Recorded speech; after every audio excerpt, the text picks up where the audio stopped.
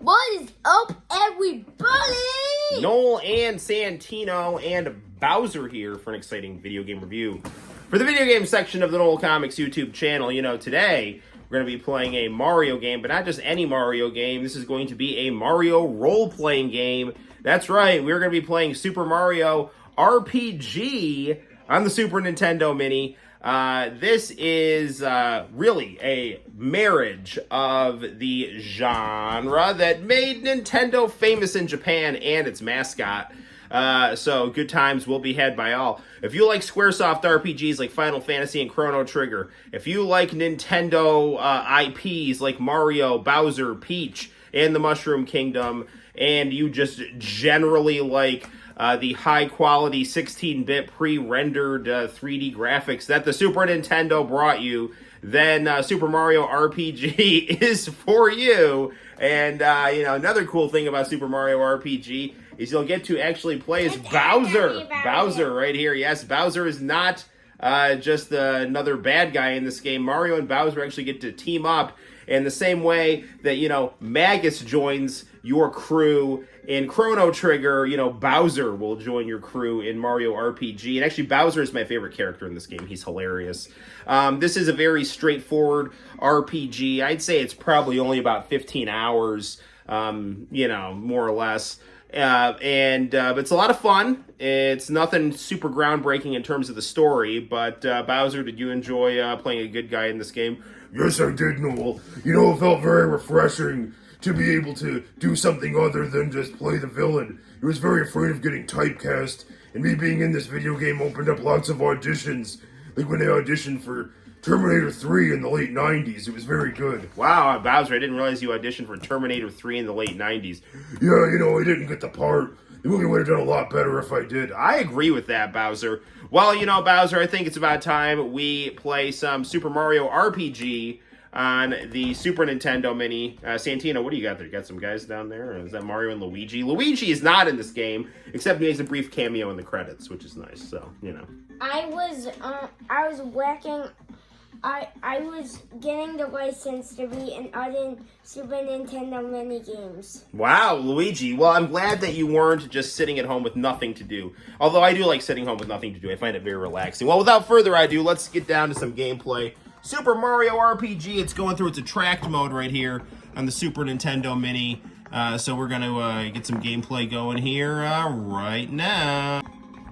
All right, beautiful environments here. We're going to be playing this on the Sony Trinitron, going from HDMI to 480i with the use of a converter, which I actually did a video on the channel. But here, you get to see all of the really nice graphics. If you ever played a game like Donkey Kong Country or even Radical Dreamers, you get to see some of that graphical style in this game here.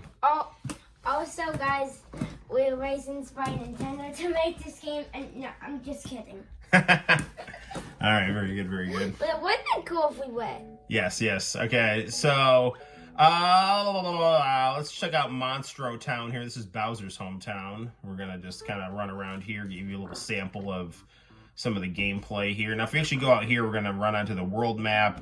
And as you explore different parts of the game, different parts of this world map open up. I want to go to the End Lands. Land's End?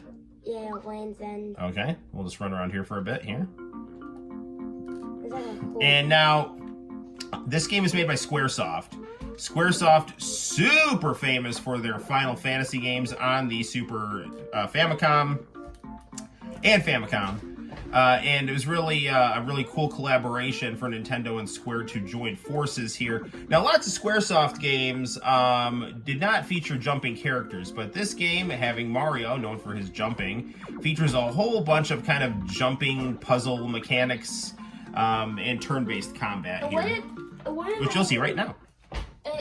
It actually also would have been cool if, they were kind of like the Mario Maker courses that I've played before, where there's, puzzle. Yep. Where you have to, solve, It would be interesting if they added, kind of Mario RPG stuff in Super Mario Maker. That would be really cool.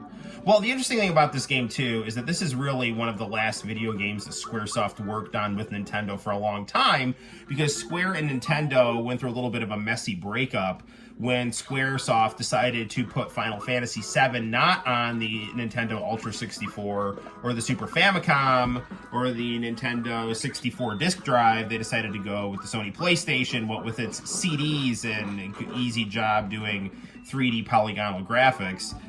So Nintendo was pretty hurt by that, and Square and Nintendo did not do business with each other for a long time. So this was one of the final games that Nintendo and Square worked on. And if you played games like Chrono Trigger or Final Fantasy VI, this game definitely has a similar feel, albeit the story is much less in-depth. This is just kind of like a very cute, sitcom-y, fun Mario adventure.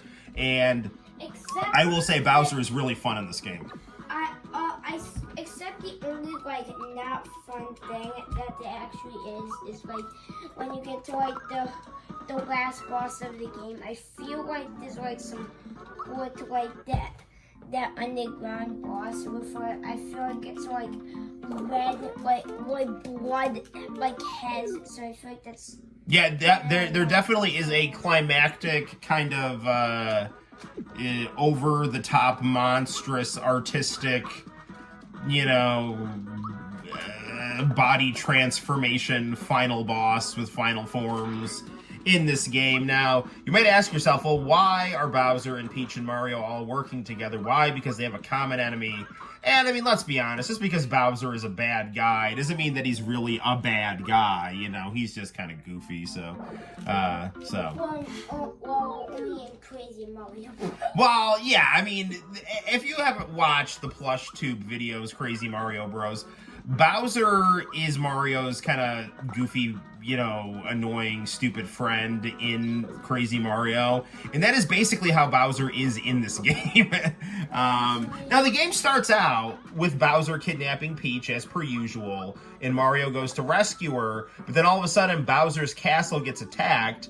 Bowser gets kicked out of his castle, and then Mario and Bowser end up finding themselves on the same side of a conflict here. Now, I will tell you, especially early on, kind of early middle of the game, there's not too much going on story-wise, and I wouldn't say the game drags, but, you gotta really be into, RPG gameplay to stay super enthusiastic. But as you play the game more, lots of kind of cute, fun stuff happens. You meet a, marshmallowy cloud guy named Mallow. You meet a magic powered-up puppet named Gino.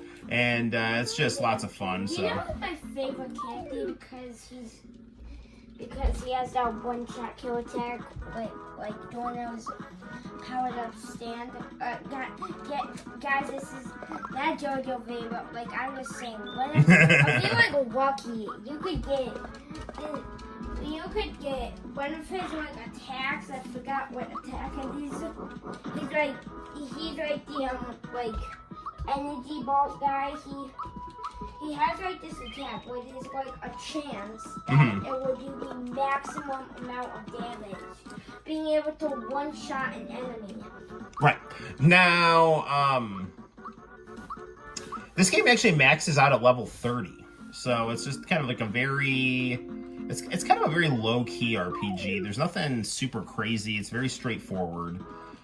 I mean, you do have to do some grinding and leveling up and buying of items, but that's really how I would like a Mario RPG to be. I don't want it reinventing the wheel or anything like that and giving me some 70-hour quest, which, now as someone who is 40, who still plays video games, it's kind of hard for me to, be able to raise a family and play a 70-hour RPG. Not that I won't. I'm actually going to go through Live Alive after this, but I'm probably going to use Game Genie codes on that in the interest of time. But here you see all of the familiar Mario enemies now fighting Mario and Peach. And why are they fighting Bowser? Because they're, a lot of them are brainwashed by Smithy, the new bad guy in this game here. Yeah, Smithy is just a weird, funny, goofy bad guy. Yeah. That kind of like the Wario. Well, no, that's, who the heck is that? There is a totem pole mask bad guy that does look like Wario. Smithy kind of looks like the Pringles guy, but then morphs into a hideous skull creature. Just as fun as it sounds. Actually, I can show you guys the Smithy fight if you would like. Yeah. Now there's Smithy. I thought kind of looked like school I thought it kind of looked like skull blood, like heads. Yes, Smithy's final form. It kind of looks like you're in hell or something, but not for real. But it's weird. It's like all like red and dark, and you know, he's got kind of like a skull head. It's like his really angry, powered up final form. There's Gino, by the way. And there's Bowser being funny, waving his hands. And also, I just noticed this. That also looks creepy. It looks like it's like spewing out blood, kind of like a blood bank. Now, this game, your magic will be stemming from your firepower, and we'll show you some of these really cool attacks. There are lots of screen-filling RPG attacks that Square was noted for on the Super Nintendo. Typical RPG strategy here. We got our balanced guy, our power guy, and our healer right here. Now, Mario actually, with this item called the Lazy Shell, can do quite a bit of damage here. And Bowser is just generally a strong attacker, but Mario, as of right now, can do a little more damage than Bowser with his final weapon.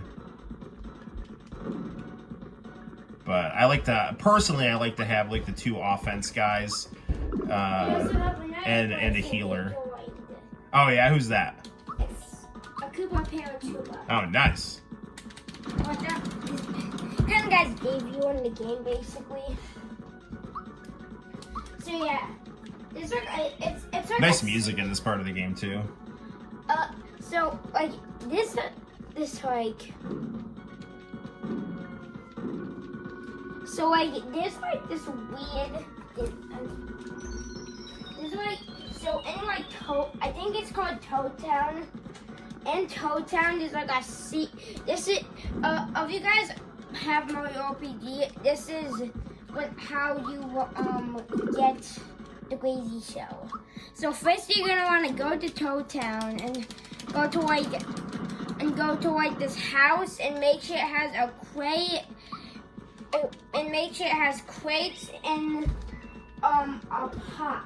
Alright? Yeah. And go inside and then talk to the toad that's inside. I love that attack. It looks really cool.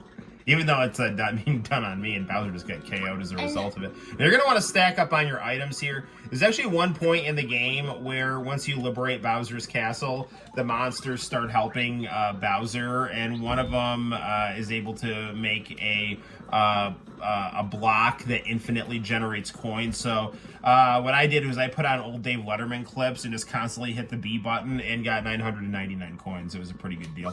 Yeah,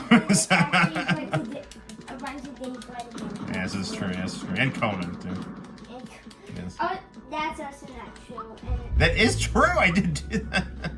Yes, Yeah, I should probably level up Peach's.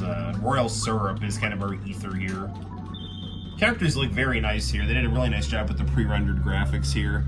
And I really like how this looks going on basically a component video playing the Super Nintendo Mini. So, yeah, you can actually tell the viewers the tutorial how to get the Lazy Shell again. Yeah, go ahead. So, first you're going to want to go to Toad Lazy Town. Shell is Mario's final weapon, by the way. So what you're going to want to look for is go into Toad Town. Uh-huh. And then in Toad Town, you're going to want to go to a house and make sure that there's a crate stacked up in like a staircase way, and then a pot on the top. Oh yes. You got to go to the Cloud place, Mallow's place. Go to that hidden bridge, get the fertilizer, then go to that place you're saying, and you're going to grow that giant plant. I'm going to show you guys the final battle here. Yeah, this is what I was This talking about. is his final form here. This is what I was talking about. This is what I think looks creepy about Yes, this is the creepy final boss battle here. Yeah, this is what I was talking about. Some surreal Mario style stuff to kind of up the suspense level here. It was kind of like how there was like a wrestling and soccer game. Like basically it was canceled. I heard about this. If you guys actually don't know, sometimes I like to watch this YouTuber called Infinite Bits, and one of his videos, is Nintendo games that had to get canceled before they were released. Uh-huh. One of those games, because, so it was like a soccer type wrestling game. Oh, cool. And the reason why it was actually not released is because, like, there was, like, tackling in it. Mm-hmm. And they thought it didn't fit Mario's style. Huh, interesting. Of, like, game. Well, that's kind of dumb, because Mario does Super Smash Brothers, but I guess they came out a little later, so. Well, this was actually, I think this was probably, like, I think this is probably on, like, the Wii U, I guess. Oh, okay. Not the Wii U, I guess the Wii. Mm-hmm. So I think this was like before Super Smash Bros. Unlimited, right? Mm-hmm. Which I think added Sephiroth and like other characters and including costumes. And I think one of the costumes that they added is a Geno costume. Oh yeah, Geno's awesome.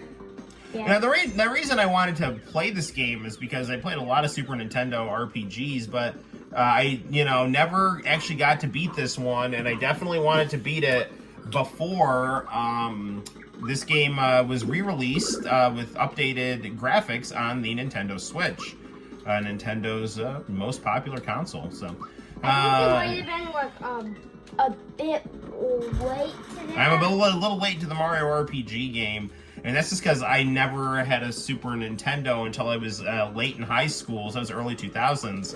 And Mario RPG was a more expensive, hard to find game, so I never actually could really get my hands on. I did get my hands on my friend's Chrono Trigger copy, and I was able to beat that and had a lot of fun with it. So we'll just about do it here. And so there you have it, guys. That is Mario RPG for the Super Nintendo and the Super Nintendo Mini.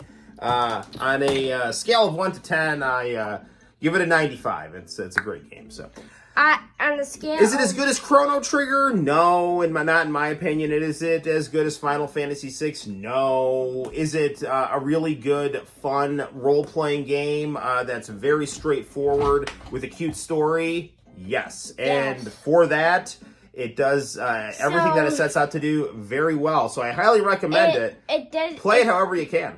It does have a cute story, but just like I said, Creepy final boss. creepy final boss and As you saw. is other whole like stuff. So it's not actually all happy. I think Sunken Ship has some creepy stuff. Yeah, there's some zombie ghosts and stuff in there. So Yeah. So just if you're having like a 3-year-old like play this game, but watch out. All right, you might want to have mom and dad nearby. So there you have it, guys. Until next time, I'm Noel, and this is Santino, and we will see you in the very near future for more video game review, fun and action on the Noel Comics YouTube channel. Bye-bye. Bye-bye.